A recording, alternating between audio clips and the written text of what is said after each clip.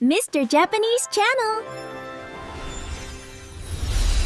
健三先生、昨日カフェでバイトしてる時にすっごく恥ずかしいことがあったんです。どうしたの、みつきさん？何かあった？日本人のお客さんが来て、コーヒーをくださいって注文したんです。普通の注文だね。それで私、教科書で習った通りに答えたんです。かしこまりました。少々お待ちくださいって。完璧じゃない。敬語も使えてるし。でも、そのお客さん、ちょっと変な顔したんです。変な顔？なんていうか、固まったみたいに。そして小さく笑って、あ、はいって。それで？その後、常連の日本人のお客さんが教えてくれたんです。みつきちゃん、間違ってないけど、ちょっと硬すぎるかもって。ああ、わかった。何が間違ってるのか全然わからなくて、文法は完璧なのに。その時は理解できなかった。でも今ははっきりわかる。教科書の日本語と本当に使う日本語は違うんだって。まさにその通り、今日のテーマだね。みんなにもこの話聞いてほしい。ミスタージャパニーズチャンネルへようこそ。僕は健三です。みつきです。今日は教科書の日本語と実際の会話の違いについて深く探求していきます。みつきさんの失敗体験を通して本当に使える日本語を学んでいこう。さっきの話の続き気になるでしょ？なんでかしこまりましたがダメだったのか。確かに気になる。完璧な敬語なのに。それを理解するにはまず基本から説明しないと。じゃあまず、教科書の日本語って何だろう？学校で習う日本語のこと？そう。文法が正しくて、敬語がきちんとしていて、発音も完璧。それって良いことじゃないんですか？もちろん良いことだよ。基礎として絶対に必要。でも、それだけじゃ足りない。どういうことですか？例えばね、料理のレシピを考えてみて。料理？レシピには、塩 5g、砂糖 10g って正確に書いてある。はい。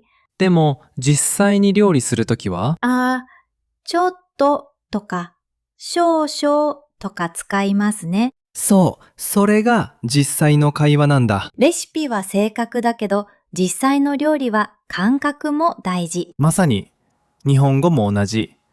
教科書はレシピで、実際の会話は料理なんだ。なるほど。じゃあ、さっきの私の失敗に戻りましょう。かしこまりましたの話だね。はい。何がおかしかったんですか？間違ってはいないよ。でも、カフェで使うには硬すぎる。硬すぎる？かしこまりましたは、高級レストランやホテルで使う言葉なんだ。カフェでは使わない？使わないことはないけど、お客さんがびっくりする。なんでびっくりするんですか？想像してみて。友達とカジュアルなカフェに入った時、店員さんが執事みたいに、かしこまりましたって言ったら、確かに変ですね。場所と言葉が合ってないんだ。じゃあ、カフェでは何て言えばよかったんですか？はい、少々お待ちください。で十分。それだけ？それだけ。シンプルで自然。教科書にはかしこまりましたって書いてあったのに。教科書は正しいことを教える。でも自然かどうかは別の話。これが教科書と実際の違いなんですね。そう。正しいけど不自然。それが一番の問題なんだ。他にも例はありますか？たくさんあるよ。例えば、お元気ですか？挨拶でよく使いますよね。教科書ではね。でも実際は使わない？ほとんど使わない。友達には元気？ビジネスでもお変わりありませんか？の方が自然。お元気ですか？は、手紙やすごく久しぶりに会った人に使う。毎日会う人には使わない。知らなかった。これが学ぶと使うの違いなんだ。実はもう一つ失敗があって。何？言ってみて。先週、日本人の友達に LINE したんです。うん。明日は何時に会いますかって聞いたら、それで？友達が、みつきちゃん、怒ってるって。全然怒ってないのに。ああ、それもよくあるね。何がダメだったんですか？会いますかが硬すぎる。友達に使うと距離を感じるんだ。じゃあ、なんて言えば？明日何時に会う？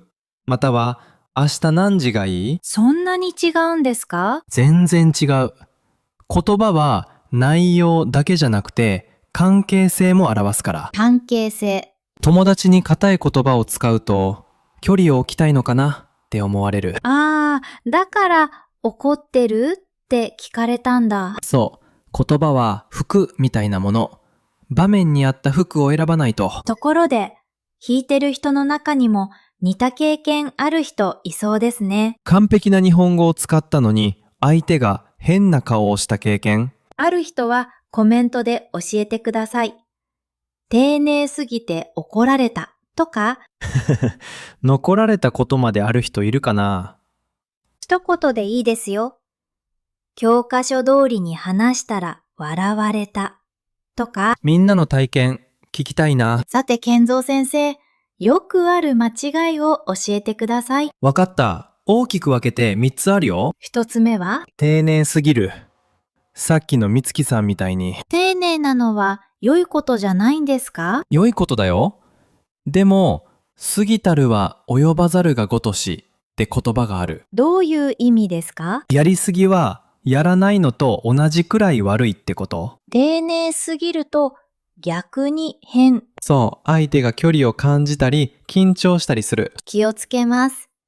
二つ目は？教科書のフレーズをそのまま使う。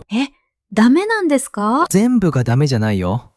でも、状況を考えずに使うとおかしくなる。例えば？ごきげんよう。ああ、それ教科書で見ました。今誰も使わないよ。お嬢様学校のドラマくらい。実際に使ったら？みんな笑うと思う。危なかった。使おうと思ってた。3つ目は感情を入れない。感情？教科書の日本語は正確だけど感情がない。ロボットみたいに？まさに。でも実際の会話は感情で成り立ってる。例を教えてください。ありがとうございますとありがとうございますの違い。があるかないか？声のトーンと表情が全然違う。後者は嬉しそうでしょ？確かに、文字は同じでも伝わる気持ちが違う。日本語は何を言うかよりどう言うかが大事な言語なんだ。なるほど。じゃあどうすればいいんですか?3 つのコツがあるよ。教えてください。1つ目、場面を見る。場面？カフェなのか、ビジネスミーティングなのか、友達との LINE なのか。場面によって言葉を変える。そう、同じありがとうでも、カフェならありがとうございます。友達ならありがとうかありがとね。使い分けが大事なんですね。2つ目は、相手との関係を考える。友達か、先生か、お客さんか。まさに、同じ人でも場面で変わることもあるよ。どういうことですか？例えば、普段は友達みたいな先輩でも、会議では敬語を使う。ああ、TPO ってやつですね。そう、Time, Place, Occasion。日本語では特に大事。三つ目は？実際の会話を聞く。ドラマとか？ドラマもいいけど、YouTube、ポッドキャスト、日本人の友達との会話。教科書だけじゃダメ？教科書は基礎。実際の会話は応用なんだ。両方必要。そう、基礎がないと応用できないし、応用しないと使えない。じゃあ、具体的に何から始めればいいですか？今週のチャレンジを出すね。簡単なやつですか？超簡単。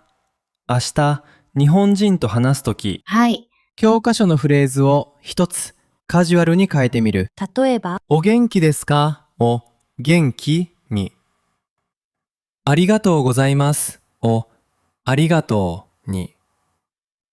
それだけ？それだけ。でも、相手の反応を見ること。反応。笑顔が増えたり、会話が弾んだりするはず。やってみます。実は、一番大事な話が、まだなんだ。まだあるんですか？これが今日の確信かもしれない。何ですか？みつきさん、日本語を勉強し始めて何年？ 2年くらいです。最初の頃と今、何が一番変わった？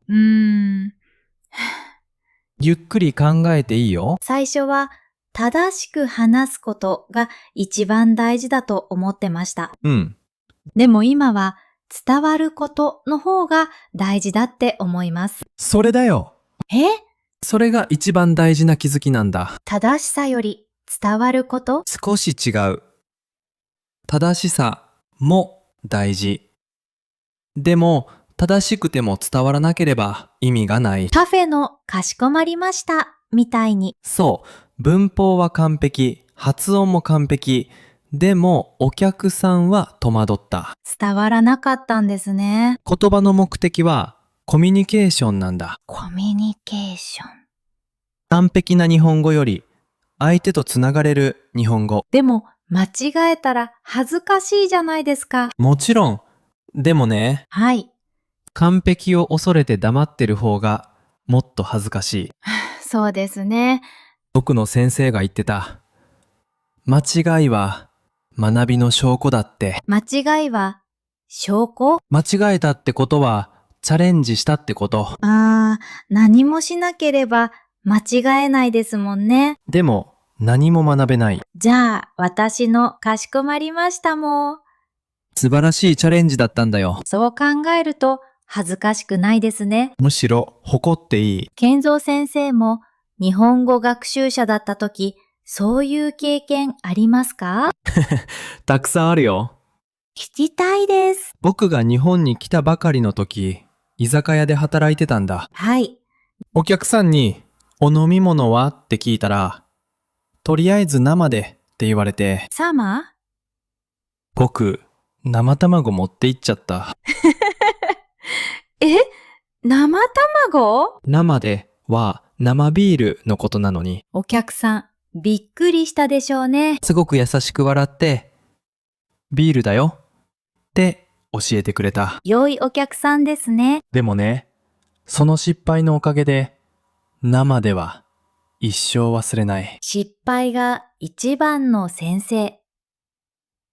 まさに、教科書で100回読むより、1回の失敗の方が覚える。勇気が出てきました。それが大事。完璧を目指すけど、完璧を恐れない。さて、今日のベストフレーズ3選です。今日学んだ中で特に覚えてほしい3つ。1つ目は、教科書はレシピ。